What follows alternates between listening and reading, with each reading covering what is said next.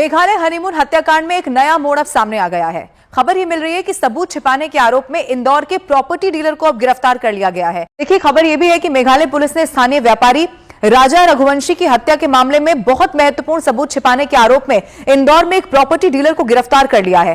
Police सूत्र यह भी बताते हैं कि प्रॉपर्टी डीलर ने कथित तौर पर रघुवंशी की पत्नी सोनम का एक बैग छिपाया था, जिसे उसने घटना के बाद यहां पर एक फ्लैट में छिपा दिया था। अब इसका क्या संबंध है इस पूरे हत्याकांड से, यह भी अब जांच पड़ताल चल रही है। क्योंकि एक बार फिर से आपको एक खबर भी मैं बता देती हूं, कैसे सोनम और राजा की शादी हुई, उसके बाद वो हनीमून पर गए और उसके बाद पहले गायब होने की खबर सामने आती है और थोड़े दिन के बाद राजा की डेड बॉडी मिली और फिर सवाल यही उठ रहे थे कि सोनम आखिर कहां है।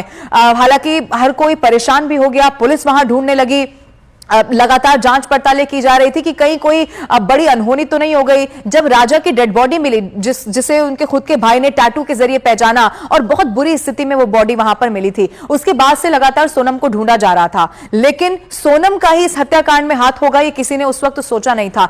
धीरे धीरे करके जैसे जैसे पूरी जांच पड़ताल आगे बढ़ी और फिर एक दिन आपको वो तस्वीर जरूर याद होगी, गाजीपुर में वो ढाबा जिस पर सोनम मिल गई। लेकिन उसके बाद भी कई सारे खुलासे हुए कि शादी करने से पहले ही सोनम ने ये पूरा प्लान बना लिया था कि कैसे अपने पति को मौत के घाट उतारना है। इनफैक्ट जब शादी हुई नहीं थी उसके पहले भी इस तरह की खबरें सामने आई कि पहले कोशिश ये की गई कि कैसे एक बार फरवरी में इस तरह की खबर सामने आई कि फरवरी में ये प्लान किया गया था कि सोनम एक स्कूटी पर किसी और लड़की को जला देंगी और फिर इस तरह की तस्वीर उसे दिखाया जाएगा कि सोनम अब इस दुनिया में नहीं रही है, जिससे कि राजा से उनकी शादी ना हो।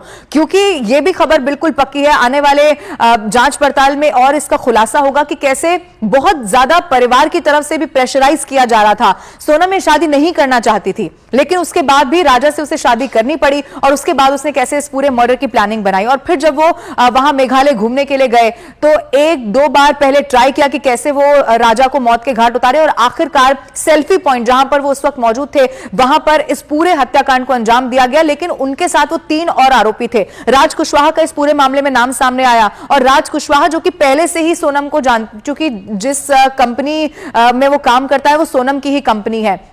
अब बाद में यह भी बताया गया कि राज का ही एक भाई भी इस पूरे हत्याकांड में शामिल हो गया। लेकिन अभी कितने और किरदार हैं, क्या और इसमें बड़े खुलासे होना बाकी है, यह भी सबसे बड़ा सवाल है। पुलिस इन्वेस्टिगेशन कर रही है और मैं आपको यह भी बता दूं, सोनम के साथ साथ जो बाकी आरोपी हैं वो इस वक्त पुलिस की कस्टडी में ही है। पूछताछ ये की जा रही है परिवार का क्या कितना परिवार को भी मालूम था, खासतौर पर सोनम